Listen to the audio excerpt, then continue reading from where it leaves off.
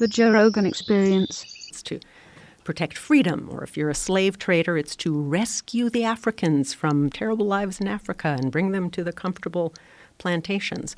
That was actually an argument? Oh, yeah. The slave trade had a complete rescue narrative. I'm talking about the British slave trade here because that was the first really intense campaign of industrial denial I could find. The British dominated the slave trade in the 1700s, and they faced a very powerful abolition movement at the end of that century, which was really going to the public and saying, look at how brutal this is. They had witnesses, they had the torture devices, they had all kinds of evidence. And the British were really responding because even though they dominated the slave trade, they had this notion of themselves as civilized and promoting freedom and being very humane. So this was starting to really affect the industry. So the traders and the planters got together. They formed a slave lobby.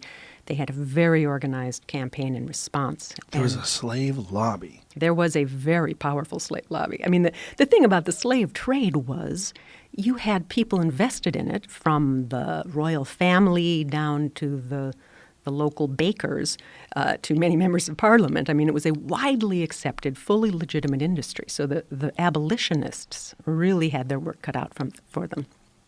And they had all this evidence. The industry comes back, and they knew they couldn't just say, oh, it's not so brutal. They actually came back with this complete counter-narrative, which was, we are rescuing these people, that the Africans are eager to be purchased. They actually try to market themselves as how fit they are for work. They enjoy that crossing across the Atlantic. There is singing, dancing, games of chance. And when they get to the plantations, it is incredibly comfortable. They get comfy little houses. It's like a cradle-to-grave welfare state. They don't have to worry if they get sick. We take care of them. We feed them. And they're doing way better than those poor peasants back there in Britain, or those poor miners, or those people working in the new factories. So that was part of it. And the next part of it was that they said that if they had left them in Africa, if you didn't continue this trade, all of these prisoners of war would be massacred, or they would be eaten by cannibals, or they would die of famine. So this was a rescue narrative. And here's the really clever part of this, because if you believe that you are rescuing them, and if you persuade other people, I'm not suggesting the industry believe this, but if you can persuade people that you are rescuing them, the flip side of it is that abolition would doom them. You would be shutting the gates of mercy on mankind. Because, as one trader put it, the house of bondage is really the house of freedom to them. I may have misspoken that a little bit, but it was a truly Orwellian quote. And wow. and so that way you translate abolition into inhumanity, into brutality, and you portray the continued slave trade as a way to save these people. Oh, one quote was great, that if you were to free these slaves, and by the way, at this point they weren't actually talking about freeing the existing slaves, just stopping the flow of new slaves. But one of the quotes was that freeing the slaves would be cramming liberty down the throats of people incapable of digesting it. Wow. Yeah. So this was the first example that you found of industry Right. that was working to try to distort the perceptions of reality so that they can continue what they're doing. Right. And, they did a lot of other things that we've seen modern industries doing. I mentioned the reference to the poor peasants, and they also talked about, how would you like it, Britain, if people came in and started telling the peasants and the soldiers and the sailors that they had rights? So basically this kind of, help us or you are next. Your whole class structure is going to collapse, that kind of an argument. And then they had an argument about basically failing to make a distinction between their industry and their interests and the whole country, or rather, kind of an early version of what's good for the country is good for GM and vice versa. They said if you abolish this trade, it means universal bankruptcy for the kingdom. It means Britain is not powerful anymore. It means Britain becomes a province of France. It means in the Sugar Islands that the slaves will massacre the the whites, exterminate the whites, or maybe make the whites slaves. So they basically, just created this incredible slippery slope that any kind of reform or certainly abolition of this industry would be disastrous for the entire kingdom. So how well documented is this in terms of like the influencers? Like who started this? Like, and was there like open discussions about how to spin this in a way that it's going to get people to think that slavery is a good thing? Well, I don't know about internal discussions within the industry. What we do have are lots and lots of books and pamphlets, because this was all done in writing. Mm-hmm. We also have some hearings, and we have parliamentary debates. They were recorded, not verbatim, but people tried to write them down. And so we have some version of what was actually said in these debates and at various hearings. There were parliamentary hearings. So there's actually quite a lot of evidence of the arguments being made in their own words. So, and then this was primarily in Britain, right? Right. That's what I'm talking about here. Obviously, we had our own abolition movement here, right. Our own debate. That's what I was going to ask you. Did those same arguments did they actually get presented in the United States? Some of them did. In the United States, it was different because, of course, you had an entire society built around slavery. And I read one historian saying that about half of the defenses of slavery came from the clergy. It wasn't quite the same sort of clearly he hears an industry and here's an audience that they're talking to.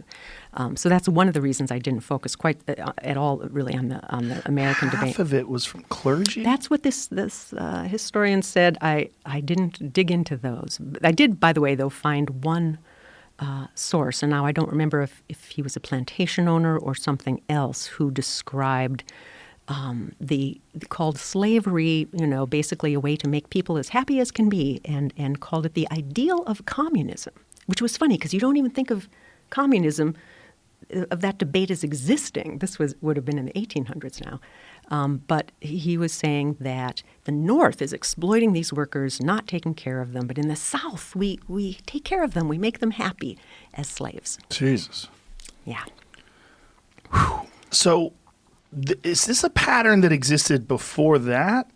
Like, is there any evidence that there was something? It seems like whenever people start to make money doing something, whenever a corporation, particularly a corporation, right, because there's this diffusion of responsibility in a large group of folks, and they have this, this obligation to earn money for all the people that are involved in the corporation. So they start rationalizing their decisions and then twisting things around. But is this something that can be traced back before then? Is this a natural human trait, this kind of deception?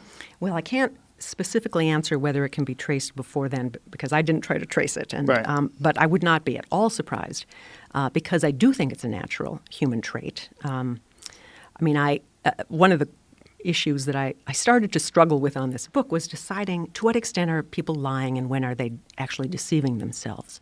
And I realized early on there was just no way to write this book if I was going to try to parse that out. And I also decided it doesn't matter that much because I think these are really very much intertwined.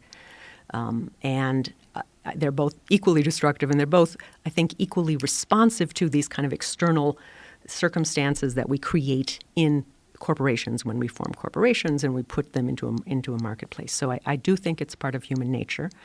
I do think we've created this system that brings this out in people and really encourages it in so many ways. I mean, you mentioned the diffusion of responsibility, and that is huge because we do know, and I dip into the social psychology in here, not a ton of it because that science is still relatively new and kind of, a little bit thin compared to the environmental science that I talk about, which is very, very deep.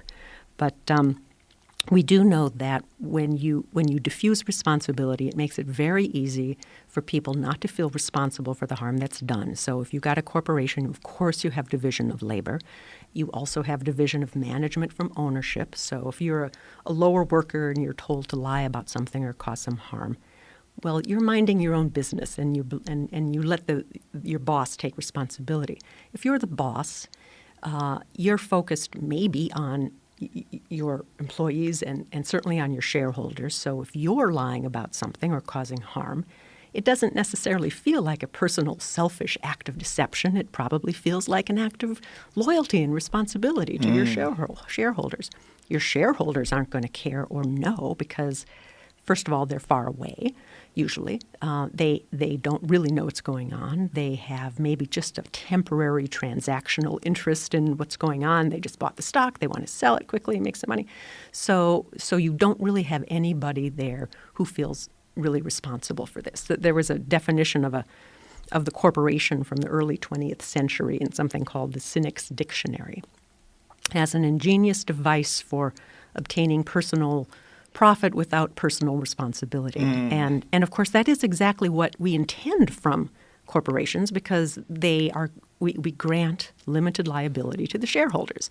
And that's why it's that protection from risk that people are willing to pool their capital, and that's sort of very key to the very idea of a corporation. And then, of course, the focus on profits means that you're constantly focused on money and, at in the most short-term way, not even long-term profits, which would be a narrow enough focus. But then there's a lot of other things to add to it. You've got competition. By definition, certainly if you're in competitive markets, we want there to be competition. And so that means you are already in a kind of tribal mindset. And you've got the ideology of the marketplace, which, we can go back to Adam Smith, The Invisible Hand, and basically the notion that if you can pursue your own self-interest and the marketplace will automatically convert that to public good. And that does work in a lot of cases and probably worked a lot better in the 1700s.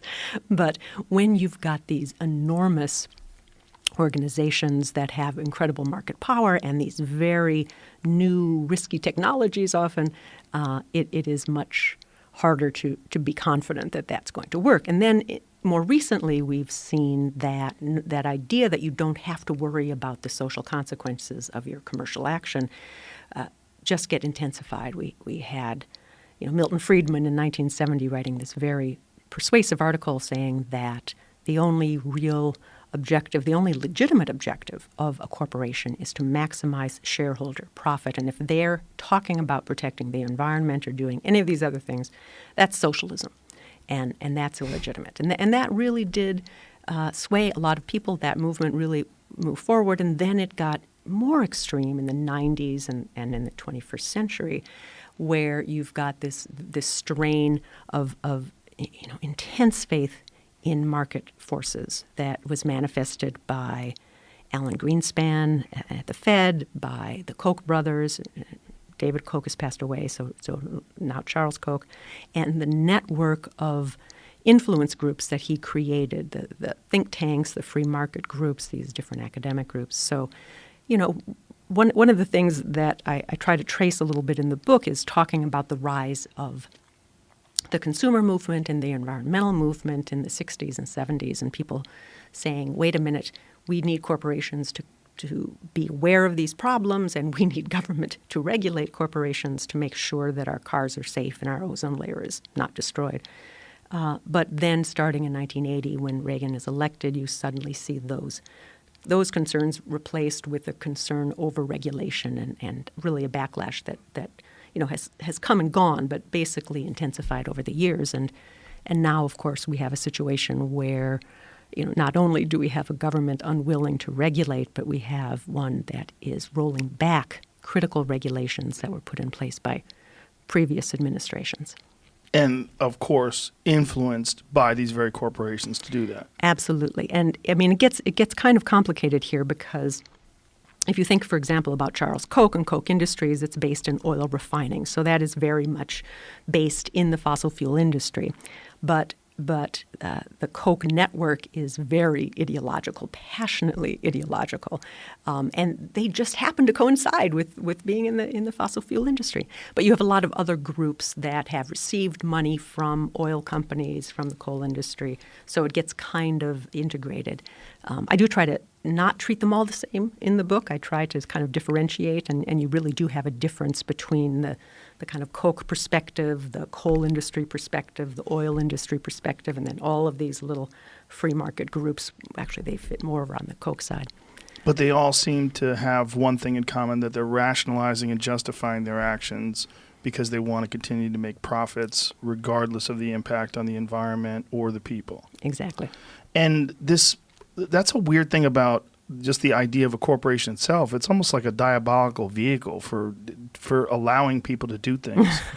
To be able to do something and say, hey, we're going to do this as a collective, and therefore no individuals are responsible for the results of the collective, particularly if you're not the one who gets to decide what gets done. You're just taking orders and you're just doing your job, and your job is segmented and it's all compartmentalized, so you're not dumping anything in the river, Bob. You don't have to worry about that. But I like your new car, and that's a beautiful house that you bought with the profits of poisoning lakes. It's weird. That's exactly it. In fact, I suggest in the book that if you were a supervillain and you wanted to create a society that would ultimately destroy itself by imposing huge risks on each other and on the planet, you would probably create something that looks a lot like our current corporate-dominated global economy, in the sense of these organizations that amplify your self-interest, that diminish your sense of responsibility, that amplify all of your biases. You'd have a justifying ideology to make it all seem fine. You would have the responsibility so diffuse that nobody would really feel too badly about it. And you would give these folks incredible political power, including constitutional rights, so that they could dominate your democracy, so that they could, basically corporations can do whatever is legal. Used to not be that way. They could do whatever they were authorized to do by their charter, and then they'd have to stop. So they'd get the permission to build a canal, and then they'd be done and go away. Eventually, we made them immortal, and they could do whatever they wanted as long as it's legal. And then we gave them a huge amount of power to determine what actually is legal by influencing our democracy. I was going to ask you about that. Like, what is the birth of a limited liability corporation? Like, when did all that occur? Well, they go way back. I mean, during the slave trade, they didn't necessarily call them that, but they were essentially owned by shareholders. And so they would, pool their capital. So it's very similar. We've had actually corporations are centuries old if you go back to, I think, some early universities and things. But we didn't have kind of general purpose corporate laws in this country, I think, until mostly in the 1800s. So when we first formed this country, you would have to go to the legislature. There were only a couple of significant corporations around, even at the time of the founders. And so that's why you really don't see corporations in the Constitution. No, they're not mentioned because they weren't very powerful.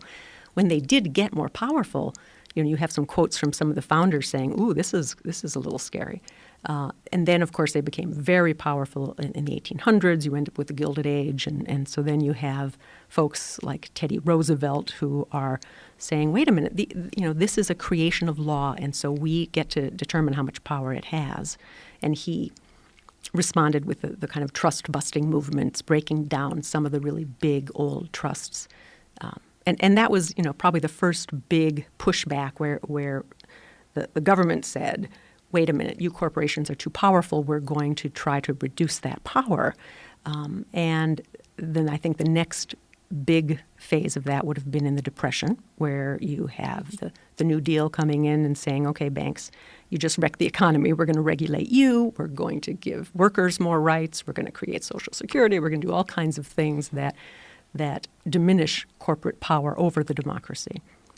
And then it happened again in the 60s and 70s. And what I think is that it might be about to happen again, given that there is now so much concern about corporate power, Citizens United, influence over our democracy, people worried about concentration of wealth at the very, very tippy top, and obviously people worried that we are unable to deal with climate change. And another factor would be the power of social media corporations to influence elections, to influence public discourse. They seem to have kind of snuck in a way that was really unexpected, and people didn't see it coming. Right. Well, that's actually the pattern. People never see it coming. Right. What all of these chapters pretty much begin with some kind of a discovery. And some industry races in there and takes advantage of it. I mean, even slavery, the discovery would have been the new world and this enormous commercial opportunity if you can just get the workers in there to grow the tobacco and the cotton and the sugar. But so you'd have the discovery, you have an industry springing up to take advantage of it and making a lot of money and changing social norms along the way. Then problems are emerging. Obviously, with slavery, they were inherent, but problems will emerge. Other people outside the industry discover those problems and pay attention to them, draw attention, and then eventually you get to a law. Now, that's kind of an artificial ending because you have to make sure that law gets enforced. But in almost all of these chapters, you get to some form of government action where they say, no, you can't do that anymore. We stop this industry, we ban this product, or at least we're going to try to tweak your behavior. But that process, first of all, it takes a long, long time, and enormous damage can be done in the meantime.